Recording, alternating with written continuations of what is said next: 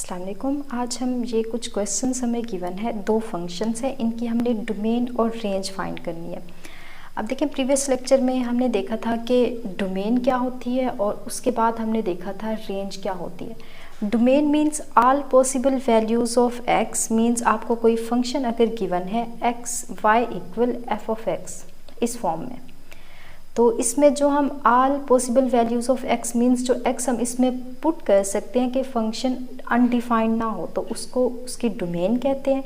और एक्स को पुट करने से जो हमारे पास आउटपुट आएगी या जो आंसर आएगा, जो वाई की वैल्यू आएगी, उसको हम रेंज कहते हैं। तो सबसे पहले देखें, फंक्शन एफ ऑफ एक्स हमें गिवन है, F of X equal X के।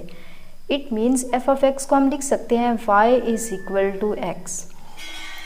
अब देखिए, सिंपल एक्स फंक्शन है, इसमें कोई भी मैं रियल नंबर पुट कर दूं, फंक्शन अनडिफाइंड नहीं होगा। तो सबसे पहले जो फर्स्ट फंक्शन एक्स गिवन है, इसकी जो डोमेन हमारे पास आ जाएगी वो हो जाएगी ऑल रियल नंबर्स, या इसको हम ऐसे इंटरवल फॉर्म में लिखें तो माइनस इन्फिनाइट से इन्फिनाइट ये हो जाएगी। देन सेम अगर इसकी रेंज की बात करें तो रेंज में भी आंसर, इट मीन्स ये इनफैक्ट इक्वल फंक्शन हो रहा है, y is equal to x. जो मैं x पुट करूँगी वही आंसर मुझे y का मिलेगा। तो इट मीन्स इसकी जो रेंज आएगी, रेंज भी इसी डोमेन के इक्वल हो जाएगी, जो कि ऑल रियल नंबर्स हैं। अच्छा, नेक्स्ट देखिए, नेक्स्ट हमें g फंक्शन गिवन है, g ऑफ x, जो कि इक्वल है x माइनस रूट के अंदर x माइनस 1 है। अब g of x equal root x minus 1 को हम ऐसे भी लिख सकते हैं, y is equal to root x minus 1। अब इसी फंक्शन की हम डोमेन भी देखेंगे और रेंज भी देखेंगे। ऑलरेडी हमने डोमेन और रेंज को फाइंड करने के बहुत से मेथड्स देखे थे, तो सबसे पहले हम डोमेन देख लेते हैं। डोमेन में क्या होता है, रूट के अंदर जो भी फंक्शन आ रहा है हमेशा वो ग्रेटर आर इक्वल टू 0 हो, क्योंकि जैसे ही इसमें नेगेटिव वैल्यूज़ को हम पुट करेंगे तो फंक्शन अनडिफाइंड हो जाएगा। अब बेसिकली देखिए, फंक्शन अनडिफाइंड नहीं होता अगर रूट के अंदर कोई भी नेगेटिव नंबर इंक्लूड हो जाए, तो वो हमें आयोटा फॉर्म, मीन्स ये नंबर कॉम्प्लेक्स नंबर्स में चला जाता है। बट आपको पता है हम कैलकुलस में हमेशा रियल नंबर्स को डिस्कस करते हैं, कॉम्प्लेक्स नंबर्स अलाउ नहीं होते इन कैलकुलस। वैसे ये डिफाइंड टर्म है, बट अंडर कैलकुलस बात करें तो ये टर्म अनडिफाइंड हो जाती है। तो यही रीज़न है कि हम यहाँ पे ग्रेटर आर इक्वल पुट कर देते हैं एक्स की वैल्यू। तो यहाँ से अगर मैं x को फाइंड करना चाहूँ तो ये x minus 1 greater or equal to 0 है, and x greater or equal to minus 1 दूसरी साइड पे प्लस 1 हो जाएगा। तो इट मीन्स इसमें जो मैं x पुट कर सकती हूँ वो सारे 1 से बड़े नंबर पुट कर सकती हूँ। अब इसको अगर मैं इंटरवल फॉर्म में लिखूँ तो 1 से ग्रेटर नंबर, अब देखिए 1 खुद भी इंक्लूड हो रहा है, क्योंकि जब रूट के अंदर मैं 1 पुट करूंगी तो ये रूट 1 माइनस 1 हो जाएगा, जो कि आंसर 0 दे देगा। अब इसकी रेंज में 0 भी इंक्लूड होगा। रेंज क्या है, x को पुट करने से जो हमें आंसर मिल रहा है। तो इट मीन्स इस फंक्शन की जो डोमेन आ गई है वो 1 से इन्फिनाइट तक आ गई है। तो डोमेन ऑफ फंक्शन g हम राइट कर सकते हैं, अगर इंटरवल फॉर्म में लिखें तो ये 1 से इन्फिनाइट ऐसे आएगा। अगर सिंपल हम रियल नंबर्स में राइट करते हैं तो ये आप राइट कर सकते हैं।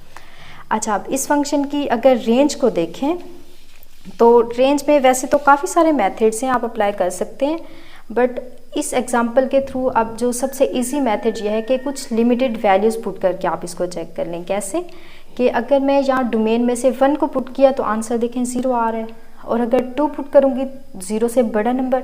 अब देखिए, रूट के अंदर फंक्शन है, तो इट मीन्स इस फंक्शन की जो रेंज आएगी, इस फंक्शन को जो आंसर आएगा वो कभी भी नेगेटिव नहीं आएगा। ये भी इनफैक्ट ऑलरेडी हमने देखे थे। तो सबसे छोटी वैल्यू 0 आ रही है, तो इट मीन्स इसका जो आंसर या इसकी जो रेंज आएगी वो 0 से इन्फिनाइट तक हो जाएगी। क्लियर होगी बात? अच्छा, ये तो सिंपल इजी क्वेश्चन थे। नेक्स्ट हम देख लेते हैं, इन दो फंक्शन की एडिशन की गई है। अब अगर मैं इसको लिखूं, सबसे पहले इस फंक्शन को फाइंड कर लेते हैं कि एफ ऑफ एक्स क्या है, हमें गिवन x है, and plus g of x function given है रूट x माइनस 1। ये बेसिकली हमारा फंक्शन है, और इसकी हम डोमेन भी देखने जा रहे हैं और इसी फंक्शन की हम रेंज को भी देखेंगे। अब देखें, सिंपल मैंने आपसे कहा था कि डोमेन और रेंज अगर कोई दो फंक्शन मल्टीप्लाई हो रहे हैं या प्लस हो रहे हैं या माइनस हो रहे हैं, तो उन फंक्शन, दोनों फंक्शन को सेपरेट आप करके उन दोनों फंक्शन की डोमेन फाइंड कर लें। देन उन दो डोमेन्स जो आई हैं, 2 या 2 से ज़्यादा भी हो सकती है, उन दोनों का आप फंक्शन, उन्हीं के फंक्शन की डोमेन का आप इंटरसेक्शन ले लेंगे तो वो एक्चुअल फंक्शन की डोमेन आ जाएगी। ऐसे हमने बात की थी ना। तो अभी हमने फाइंड किया है कि जो x है यहाँ पे, जो फर्स्ट फंक्शन है, जो फंक्शन f है, इसकी डोमेन क्या थी, ऑल रियल नंबर्स हैं। तो अगर इसको मैं नंबर लाइन पे ड्रा करूँ तो ऑल रियल नंबर्स ये हमारे पास आ गई x की डोमेन। क्लियर होगी बात, ये माइनस इनफाइनाइट से इनफाइनाइट तक रेड लाइन जो ड्रा की है। अब नेक्स्ट सेकंड फंक्शन है रूट x माइनस 1। अब इसकी डोमेन देखें, अभी हमने फाइंड किया है 1 से इनफाइनाइट तक जा रहा है। तो यहाँ पे मैं अगर 1 लिख लूँ तो ये 1 से इनफाइनाइट तक पॉजिटिव की तरफ जा रहा है, तो ये फंक्शन हो जाएगा। 1 खुद भी इंक्लूड है तो यहाँ पे डॉट आ जाएगा। अब इसका इंटरसेक्शन का क्या मतलब है कि जो इन दोनों में कॉमन पार्ट आ रहा है तो वो आप ले सकते हैं। तो कॉमन पार्ट क्या आ रहा है, यहाँ से 1 से इनफाइनाइट तक आ रहा है। अच्छा, अगर आप ऐसे नहीं करते, नंबर लाइन से वैसे ज़्यादा इजी हो जाता है। अगर आप सिंपल इसकी फाइंड करना चाहें तो रियल नंबर इंटरसेक्शन 1 से इनफाइनाइट तक, तो इंटरसेक्शन में हम क्या लेते हैं, कॉमन पार्ट लेते हैं। तो रियल नंबर में सारे नंबर्स आ जाते हैं, तो सबसे जो छोटा है जो रियल नंबर में भी इंक्लूड हो रहा है, तो इसका इंटरसेक्शन डायरेक्ट भी आप यहाँ से फाइंड कर सकते हैं 1 से इनफाइनाइट तक। तो मीन्स इस फंक्शन की जो डोमेन आई है फंक्शन f प्लस जी की, वो हमारे पास आ गया है 1 से इनफाइनाइट, जो कि डोमेन थी इनफैक्ट जो फंक्शन g है उसके इक्वल। अच्छा, अब अगर मैं इस फंक्शन की रेंज की बात करूं तो रेंज देखें, रेंज के लिए आप इंटरसेक्शन नहीं ले सकते कि रेंज के लिए आप रियल नंबर जो आए थे, जो फंक्शन x आया था और जो फंक्शन g है, इन दोनों की रेंज का इंटरसेक्शन लेंगे तो आंसर आ जाएगा। ऐसा नहीं होता, ऐसा जस्ट डोमेन फाइंड करते हुए होता है। क्लियर होगी बात। तो इसकी रेंज हम कैसे देखेंगे, तो रेंज के लिए सेम आप वही मेथड अप्लाई कर लें जो अभी हमने किया था कि कुछ जो स्पेसिफिक वैल्यूज़ हैं फर्स्ट वाली वो पुट कर लें। तो इसकी डोमेन देखें क्या आ रही है, सबसे पहले 1 आ रहा है। तो अगर इस फंक्शन में मैं 1 को रिप्लेस कर दूं तो ये 1 रूट 1 माइनस 1 यहाँ से आ जाएगा, 1 प्लस ये 0 हो जाएगा, तो आंसर यहाँ से 1 आ जाएगा। तो इट मीन्स जो इसकी मिनिमम रेंज आ रही है, जो मिनिमम इसका आंसर आ रहा है वो 1 से स्टार्ट हो रहा है। तो आप देखिए रेंज का यहाँ पे डिफरेंस हो गया, वहाँ वो 0 से स्टार्ट हो रहा था g फंक्शन की बात करें, और f फंक्शन की रेंज में r था। अगर इसका इंटरसेक्शन में लेती हूँ तो 0 से इनफाइनाइट आएगा, जो कि गलत हो जाएगा। ये रूल आपके लिए जस्ट डोमेन फाइंड करने के लिए था। रेंज के लिए आप सिंपल वही मेथड यूज़ करेंगे, तो मीन्स इसकी अब रेंज क्या आएगी, 1 से इनफाइनाइट तक आ जाएगा। क्लियर होगी बात। अच्छा, नेक्स्ट लास्ट वन इसको देख लेते हैं। अब इसमें क्या करना है, दो फंक्शंस हैं f और g, इनको आपने मल्टीप्लाई करना है। तो सबसे पहले मल्टीप्लाई कर लेते हैं। मल्टीप्लिकेशन में क्या होगा कि ये x फंक्शन है और x माइनस 1 ये मल्टीप्लाई हो गया।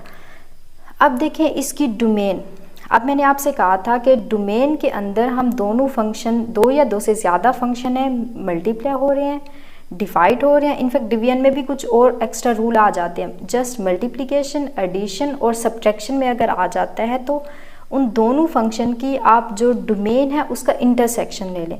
अब देखें डिवीजन में कैसे चेंज होगा, अगर ये फंक्शन डिवीजन में होता, ये x माइनस 1 डिवाइड x हो जाता, या इसको मैं ऐसे भी लिख लूँ कि x डिवाइड डिवीजन में ये रूट x माइनस 1, अगर ये फंक्शन इस फॉर्म में होता।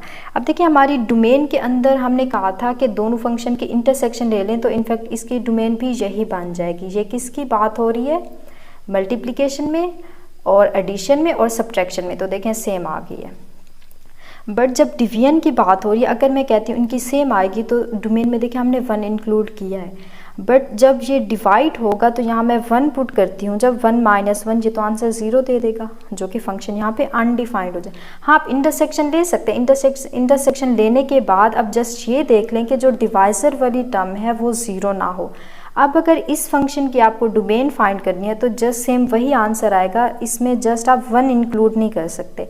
तो यहाँ क्लोज इंटरवल की जगह अगर आप ओपन इंटरवल लगा देते हैं तो ये इस डिवीजन वाले फंक्शन की डोमेन आ जाएगी।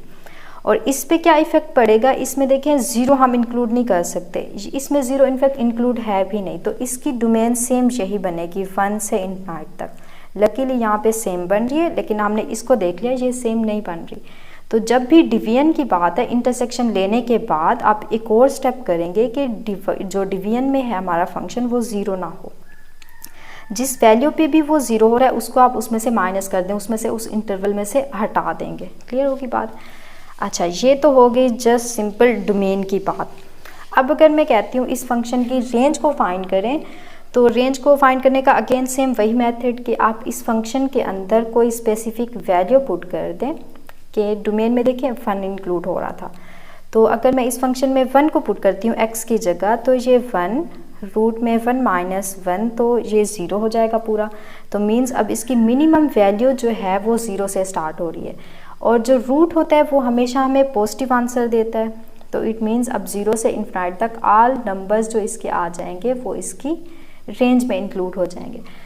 अब ये तो फंक्शन था simple f of x g of x, ये मल्टीप्लाई हो रहे हैं। अब इंशाल्लाह नेक्स्ट लेक्चर में हम देखेंगे कि जो कंपोजिशन फंक्शन होते हैं उसकी हम डोमेन कैसे फाइंड करते हैं, उसकी रेंज कैसे फाइंड करते हैं। अब देखिए इन दोनों फंक्शन में थोड़ा सा डिफरेंस होता है कि f ऑफ x जैसे हमने फाइंड किया, अभी f of x g of x multiply किया, तो ये दो फंक्शन हमने ऐसे प्रोडक्ट इसका फाइंड कर लिया।